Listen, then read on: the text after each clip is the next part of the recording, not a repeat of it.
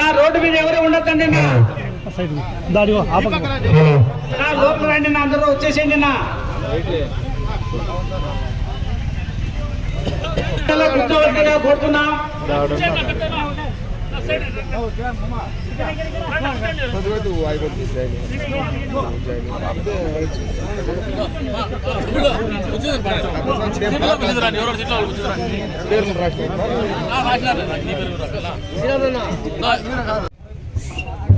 సోదరుడు నరసింహులతో పాటు మరికొన్ని కుటుంబాలు తెలుగుదేశం పార్టీలో చేరుతున్నటువంటి సందర్భంగా ఏర్పాటు చేసినటువంటి కార్యక్రమానికి అధ్యక్షత వహించినటువంటి సోదరులు పెద్దలు నాయ బ్రాహ్మణ సంఘం ఉపాధ్యక్షులు శ్రీరాములన్న గారికి, అదే రకంగా వేదిక మీద ఉన్నటువంటి సోదరులు గంగరాజన్న గారికి, కృష్ణమూర్తి అన్న గారికి, రామచంద్ర నాయుడన్న గారికి, భాస్కర్ గారికి, కదిరప్పన్నకి,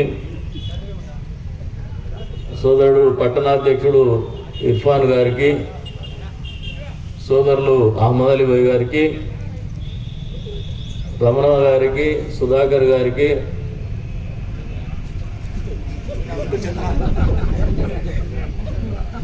పౌడర్ చంద్ర గారికి, విచ్చేసినటువంటి వీవర్స్ కాలనీ సోదర సోదరిమణులకి, తెలుగుదేశం పార్టీ మహిళా సోదరిమణులకి అందరికి కూడా పేరు పేరున నమస్కారాలు తెలుపుకుంటూ, బాగా సుదీర్ఘమైన ఉపన్యాసం చెప్తూ వచ్చినాడు శ్రీరాములన్న, కోరిక తీర్చేసుకున్నాడు, మీటింగ్ పెట్టుకుని బాగా మాట్లాడాలనుకున్నాడు, మాట్లాడేసినాడు. ఎంత పొడుగు మాట్లాడినా ఎంత లావు మాట్లాడినా చెప్పదలుచుకునేది ఒక పాయింట్ అయితే సుస్పష్టం. ఇది పేదల పార్టీ, తెలుగుదేశం పార్టీ అనేది బడుగుల పార్టీ, బలహీన వర్గాల పార్టీ. ఈ రోజున వీవర్స్ కాలనీలో ఈ రకంగా చేరుతున్నటువంటి వాళ్ళందరూ కూడా బడుగు బలహీన వర్గాల వాళ్ళే. ఇడిచిపెట్టి పోయినోడు కూడా బడుగు బలహీన వర్గాలకు చెందినటువంటి వాడే, తిక్కబట్టింది అంతే ఆయన పాపం. ఆ పిల్లలు టైం బాగాలేదు, మళ్ళీ వస్తాలే ఆడిపోతాడు,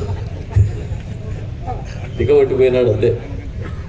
ఈ రోజున పార్టీలో చేరుతున్నటువంటి వాళ్ళందరూ ఒకటి గ్రహించుకోండి, పేదవాడికి కానీ, వెనుకబడిన వర్గాలకు కానీ, మైనారిటీ సోదర సోదరిమణులకు కానీ, ఎస్సీ ఎస్టీలకు కానీ, ఎవరైతే దారిద్ర్య రేఖ దిగువన ఉన్నటువంటి కుటుంబాలకు కానీ, అగ్రవర్ణాల్లో ఉన్నటువంటి వాళ్ళకైనా మంచి జరిగేది తెలుగుదేశం పార్టీతోనే.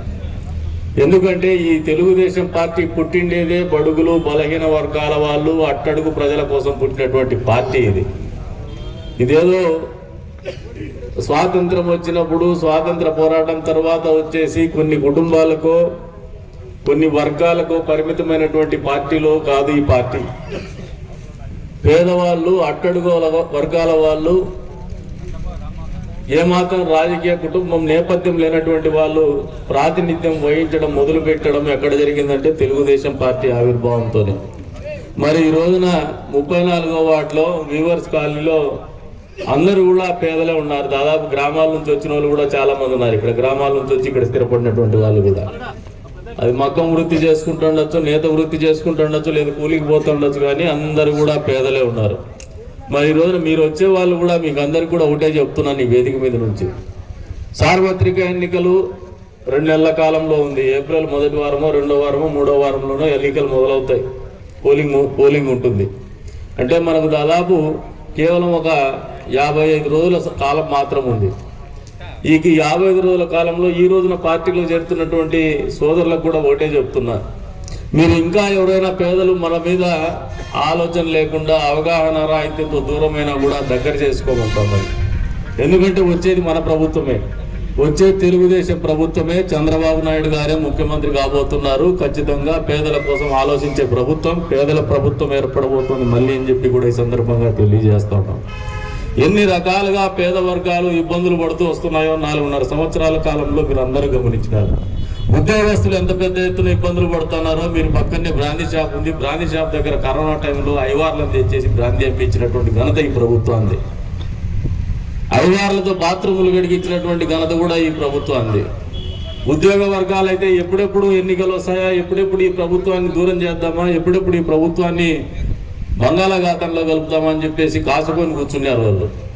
వ్యాపార వర్గాలైతే ఒకసారి ఆలోచన చేసుకోమంటాను, ఎక్కడ కూడా భద్రత లేనటువంటి పరిస్థితులు. వ్యాపార వర్గాలు కూడా సంతోషంగా లేవు. అదే రకంగా కార్మిక సంఘాలు, భవన నిర్మాణ కార్మికులైతే ఇసుక ఉచితంగా గత ప్రభుత్వ హయాంలో చంద్రబాబు నాయుడు గారు ఇచ్చేటువంటి పరిస్థితుల్లో ముఖ్యమంత్రిగా ఆయన ఉన్నప్పుడు చూస్తే ఈ రోజున జగన్మోహన్ రెడ్డి ఇసుక పాలసీ తీసుకొచ్చేసి దాని ద్వారా డబ్బులు సంపాదించుకొని ఇసుక అనేది బంగారంతో సమానంగా రేటు పెరిగినటువంటి పరిస్థితులు ఈ రాష్ట్రంలో నెలకొన్నాయి. తద్వారా భవన నిర్మాణ కార్మికులకు పనిలేనటువంటి పరిస్థితులు వచ్చినాయి. నిత్యావసర వస్తువుల ధరల గురించి చెప్తే సోదరుడు ఇందాక చెప్తా ఉన్నాడు ఏది కొనేటట్టు లేదని చెప్పేసి. పాపం ఒక వడలు వేసుకుని ఆయమ్మని అడిగినారు, ఏమ్మా అమ్మ కూడా వస్తుంది అంటే వస్తుంది నాయన అనింది. మన కదిరిలో కథే చెప్తానే, బయటది కూడా కాదు, నిజామల్లి కాలనీలో. మరి అమ్మఒడి వస్తుంది కదమ్మా, ఈ ప్రభుత్వం బాగా చేసిందా అంటే ఏం బాగా చేసింది, అమ్మఒడి ఇస్తుంది 13,000 ఇస్తుంది, ఇంట్లో ఒకరికి ఇస్తుంది, అందరికి ఇస్తామని చెప్పి మోసం చేసినాడు. 13,000 వస్తుంది. నేను వడలు వేసుకొని పని చేసుకుంటాను. నూనె రేటు పెరిగింది, శనగపిండి రేటు పెరిగింది, గ్యాస్ రేటు కూడా పెరిగిపోయింది. ఇవన్నీ కూడా పెరిగిన తర్వాత మామూలుగా రూపాయికి 6 వడలు ఇస్తా అంటే ఇప్పుడు రూపాయికి 4 వడలు అమ్ముతాండా. నా మొగుడేమో బేల్దారి పని చేస్తా అంటే బేల్దారి పని చేసుకునే కూడా ఊర్లో పనులు దొరకడం లే. పక్కన ఆడ మొలకల చెరువులోకి వేసి అప్పుడప్పుడు కొంచెం ఎప్పుడో ఒకసారి, అది కూడా అక్కడ కూడా పూర్తి స్థాయిలో పనులు లేవు, అప్పుడప్పుడు పనులకు పోతాను. ఇవన్నీ లెక్కలేసే అమ్మఒడి పేరు మీద వచ్చే 13,000 పోతే నాకు 30,000 రూపాయలు బొక్కపడుతుంది సంవత్సరంలో అని చెప్పేసి ఆయన చెప్పుకొని వస్తుంది. అంటే పేద ప్రజల్ని మోసం చేస్తున్నటువంటి ప్రభుత్వం ఇది. మీరు అంతేకాకుండా మందుబాబులు పక్కనే చూస్తూ ఉంటారు పాపం బ్రాందీ షాపుల దగ్గర. జగన్మోహన్ రెడ్డి గారు గత సార్వత్రిక ఎన్నికల సందర్భంగా వచ్చే ఎన్నికల నాటికి మద్యపాన నిషేధం చేయకుండా నేను ఓటు అడగను, ఎన్నికల్లో పోటీ చేయనని మాట్లాడినటువంటి జగన్మోహన్ రెడ్డి ఈ రోజున ఎన్నికల్లో అభ్యర్థుల్ని మార్చి మళ్ళీ ముందుకు వస్తానంటే మాట దిప్పను మడమ దిప్పను నేను ప్రగల్భాలు పలికినటువంటి జగన్మోహన్ రెడ్డి గారి పద్ధతులను ఒకసారి అర్థం చేసుకోమంటున్నాను అందరినీ కూడా. అంతేకాదు ఈరోజు తెలుగుదేశం పార్టీ 4.5 సంవత్సరాల కాలంలో పేదవాళ్ళు ఇబ్బందులు పడ్డారనే ఆలోచనతోనే, మహిళామణులు ఇబ్బంది పడ్డారనే ఆలోచనతోనే భవిష్యత్తు గ్యారంటీ పేరు మీద 6 పథకాలను ప్రకటించినటువంటి పరిస్థితులు మీరు అందరూ అవగాహన చేసుకోమంటున్నాను. ఒకటేమంటే ఆర్టీసీ బస్సులో మా అక్క చెల్లెమ్మలకు అందరికి కూడా, అమ్మ పిన్నమ్మలకి పెద్దమ్మలకు కూడా ఉచితంగా బస్సు ప్రయాణం.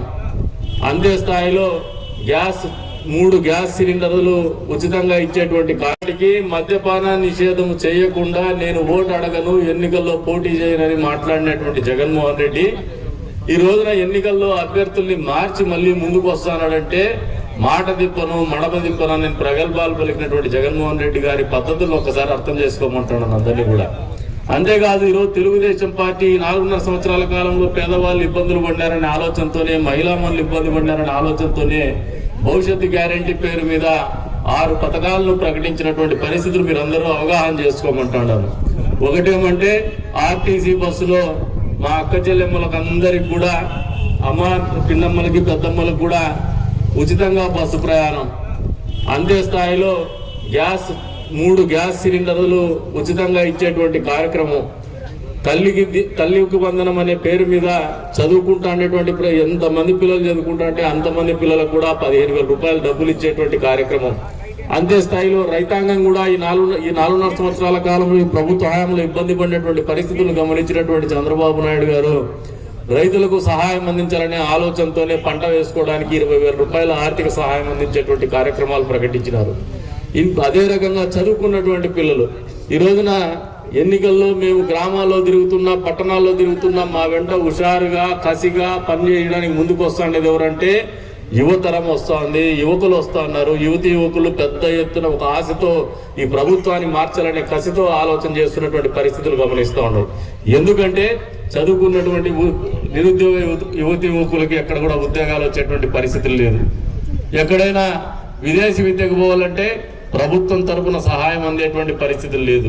అదే రకంగా ముస్లిం సోదరిమణుల ఇళ్లలో గతంలో దుల్హన్ పథకం కింద డబ్బులు ఇచ్చేటువంటి కార్యక్రమం ఉంది పేద ముస్లిం కుటుంబాలకి. మరి ఈ రోజున పేద ముస్లిం కుటుంబాలకి దుల్హన్ పథకం 1,00,000 రూపాయలు చేస్తానని చెప్పినటువంటి ముఖ్యమంత్రి 4 సంవత్సరాల కాలం దాని ఊసే ఎత్తలే. 4.5 సంవత్సరముల తర్వాత దుల్హన్ పథకం పేరు మీద ప్రకటించు 10వ తరగతి చదువుకోవాలంటాడు. ఎంతమంది చదువుకుంటారు పేదోళ్ళ ఇళ్లలో 10వ తరగతి ముస్లిం కుటుంబాల్లోనే ఆలోచన చేయమంటున్నారు. అన్ని వర్గాలను మోసం చేసినటువంటి ముఖ్యమంత్రిని తుదముట్టించాలంటే అందరూ ఏకం కావాల్సినటువంటి అవసరం ఎంతైనా ఉందని చెప్పేసి మీ అందరికీ కూడా తెలియజేస్తూ ఉన్నాను. ఎవరైతే ఈరోజు పార్టీలోకి వస్తున్నారో వాళ్ళందరూ కూడా ఒక నమ్మకంతో ఈ పార్టీలోకి రండి. మంచి జరుగుతుందని నమ్మండి. మనకు మంచి జరగకపోయినా ఈ ప్రాంతానికి కావచ్చు, అవసరమైనటువంటి పేదవాళ్ళకు కావచ్చు, ఖచ్చితంగా మంచి తిరుగుతుందనే ఆలోచనతోనే ముందుకు పోదామని చెప్పేసి కూడా మీ అందరికి కూడా పిలుపునిస్తాను. అంతేకాదు మీరు వైషమ్యాలు పెట్టుకోకుండా అందరూ కలిసికట్టుగా పనిచేయాలని చెప్పేసి కూడా ఈ వేదిక మీద నుంచి మిమ్మల్ని అందరినీ కూడా కోరుకుంటూ, ఎప్పుడు కూడా తెలుగుదేశం పార్టీకి వీవర్స్ కాలనీ అనేది పెట్టని కోటగానే వస్తుంది. ఈసారి వన్ సైడ్ గా ఎలక్షన్ జరగాలని చెప్పేసి కూడా ఇక్కడ ఉన్నటువంటి నాయకులకు అందరికి కూడా, వీవర్స్ కాలనీ నాయకులందరికీ కూడా మనస్ఫూర్తిగా కోరుతానని, ఆ అంకిత భావంతో, ఆ పట్టుదలతో పనిచేయమని చెప్పేసి కూడా కోరుతాను. మీ బూత్ లో వన్ సైడ్ గా ఎలక్షన్ చేసి చూపించండి. గతంలో కూడా మీరు ఏం పనులు చెప్పినా చేస్తానే వచ్చినాం మేము. భవిష్యత్తులో ఇంకా మీరు కోరేటువంటి కోరికలు మీ ప్రాంతానికి ఖచ్చితంగా తెలుగుదేశం ప్రభుత్వం ఏర్పడుతోంది. కదిర్లో కూడా మనం గెలుస్తున్నాము. ఖచ్చితంగా ప్రభుత్వంలో భాగస్వాములు అవుతాము. మీరందరూ ఏం కోరినా కూడా ఈ ప్రాంతం అభివృద్ధికి మేము కట్టుబడి ఉంటామని చెప్పేసి కూడా ఈ సందర్భంగా తెలియజేసుకుంటూ, ఈ రోజున పార్టీలోకి వస్తున్నటువంటి ప్రతి ఒక్కరికి కూడా మనస్ఫూర్తిగా ఆహ్వానం పలుకుతూ, అభినందనలు తెలుపుకుంటూ సెలవు తీసుకుంటున్నాను. జై హింద్, జై తెలుగుదేశం.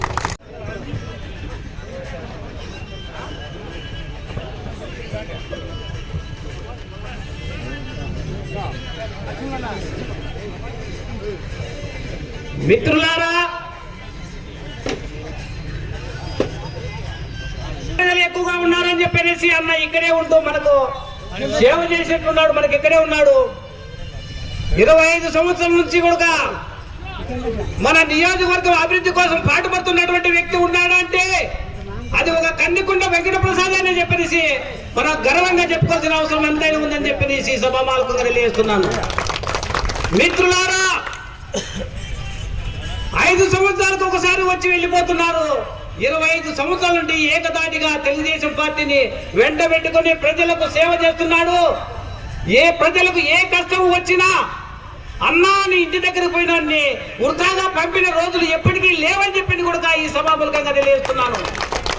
మిత్రులారా, అదే కాకుండా మా ఊర్లో నీళ్లు లేవన్నా, మా ఊర్లో గుడి లేదన్నా, మా భార్యకు ఆరోగ్యం బాగలేదన్నా, మా భర్తకు బాగలేదన్నా అని అనేక రకాలతో ఇంటి దగ్గరికి పోయి వస్తే హాస్పిటల్ ఖర్చులు కావచ్చు, ఊర్లో దేవాలయాలు కావచ్చు, ఊర్లో బావిలు నీళ్లు బోర్లు కావచ్చు, ఏది కూడా గుర్త లేకుండా అన్న సొంత డబ్బులతో చేసినటువంటి ఘనత ఒక టీడీపీ అభ్యర్థి కందికొండ వెంకట ప్రసాద్ గారికి దక్కుతుందని చెప్పేసి ఈ సభాముఖంగా తెలియజేస్తున్నాను. అదే విధంగా ఈ రోజు వీవర్స్ కాలనీలో ఏర్పాటు చేసినటువంటి ఈ సభకు వచ్చినారంటే మేము గర్వంగా చెప్పుకుంటున్నాం. ఇక్కడ వైఎస్ఆర్ పార్టీకి చెందినటువంటి అనేక కుటుంబాలు ఈ రోజు తెలుగుదేశం పార్టీలో చేరుతున్నాయి. ఈ శుభ సందర్భంగా అన్నగారిని ఆహ్వానించడం జరిగింది. మా విన్నపాన్ని మన్నించి ఇక్కడ వచ్చినందుకు అన్నగారికి మరీ ధన్యవాదాలు తెలియజేసుకుంటున్నాము. మిత్రులారా, కష్టం వచ్చినా నష్టం వచ్చినా మన వెంటుండి వేరే ప్రాంతాలకు వెళ్లకుండా గత 25 సంవత్సరాల నుండి మనకు సేవ చేస్తున్నారంటే ఒకసారి మనం ఆలోచించాలి. కందికొండ ప్రసాదన్న గారికి మనము అవకాశం ఇచ్చి మనం గెలిపించాలా, లేకుంటే 5 సంవత్సరాలకు ఒకరు వచ్చి వెళ్ళిపోయే వాళ్ళను మనము ఆశీర్వదించాలా? ఒక్కసారి మనం అందరం తెలుసుకోవాల్సిన అవసరం ఎంతైనా ఉందని చెప్పేసి ఈ సభాముఖంగా తెలియజేస్తున్నాను. మిత్రులారా, ఇప్పటికైనా మనకేం మించిపోయినట్టు ఏమీ లేదు. మనం గత 5 సంవత్సరాల నుండి చూస్తున్నాం. మనం పడుతున్నటువంటి బాధలు కావచ్చు, మనకు కాబడుతున్నటువంటి కష్టాలు కావచ్చు, ఈ కష్టాలన్నింటినీ కూడా మనము దిగమింగుకొని ఈ 5 సంవత్సరాలు గట్టెక్కినాం. గత 2 నెలలు మాత్రమే ఉన్నది. ఈ 2 నెలల్లో మనకు పెద్ద అవకాశం వచ్చింది. మనం కష్టపడినటువంటి గుర్తు చేసుకొని ఒకసారిగా మనం ఆలోచించి, మనం కావచ్చు, మన మిత్రులు కావచ్చు, మన స్నేహితులు కావచ్చు, మన బంధువర్గం కావచ్చు, అందరికీ మన కష్టాలని తెలియజెప్పి మనం కందికొండ అన్న ప్రసాద్ గారికి మన అమూల్యమైనటువంటి ఓటును వేయించి అందరితో అత్యధిక మెజార్టీతో గెలిపించి అన్నను గెలిపించడమే కాదు, గెలిపించిన తర్వాత మనము శాసనసభకు పంపిన తర్వాత మంత్రి మండలికి పంపేదానికి కూడా మనం అవకాశం ఇవ్వాలంటే ఈ రోజు మనం అత్యధిక మెజార్టీతో గెలిపించే అవసరం ఎంతైనా ఉందని చెప్పేసి ఈ సభాముఖంగా తెలియజేస్తున్నాను. మిత్రులారా, ఈ అవకాశం మళ్ళా 5 సంవత్సరాల వరకు రాదు. ఈ అవకాశం వచ్చింది మనకు. ఈ అవకాశాన్ని వినియోగించుకోవాలంటే మనమందరము సమిష్టిగా కృషి చేయాల్సిన అవసరం ఉంది. కులం, మతం, భేదం, వర్గం లేకుండా కష్టపడాల్సిన సమయం వచ్చింది. మీరందరూ గమనించాలి. గత 5 సంవత్సరాల నుండి మనం పడుతున్నటువంటి బాధలు, ఈ రోజు మన బంధువు మన ఇంటికి వస్తే వాడికి సరైన భోజనం పెట్టే స్థితిలో లేం. కారణం ఏంటంటే మనం తింటున్నటువంటి నిత్యావసర వస్తువులు కావచ్చు, అనేక రకాలుగా మనము గత 5 సంవత్సరాల ముందు 5 రూపాయలు ఉంటే ఈ రోజు 10 రూపాయలు ఉంది. కనీసం ఒక ఆయిల్ ప్యాకెట్ కొనాలంటే 180 నుండి 200 రూపాయల వరకు పెట్టాల్సి వస్తుంది. అదే కందిపప్పు కావచ్చు, ఇట్లా నిత్య వస్తువులు అన్ని కూడా పెరిగిపోయాయి. మన ఇంటికి వచ్చిన బంధువులు కూడా మనం సత్కరించే స్థితిలో లేవంటే మనకు ఉన్నటువంటి ప్రభుత్వం ఎంతవరకు మనం మోసం చేస్తుందని కూడా మనము ఈ సమావేశంగా మనం అర్థం చేసుకోవాల్సిన అవసరం ఉంది.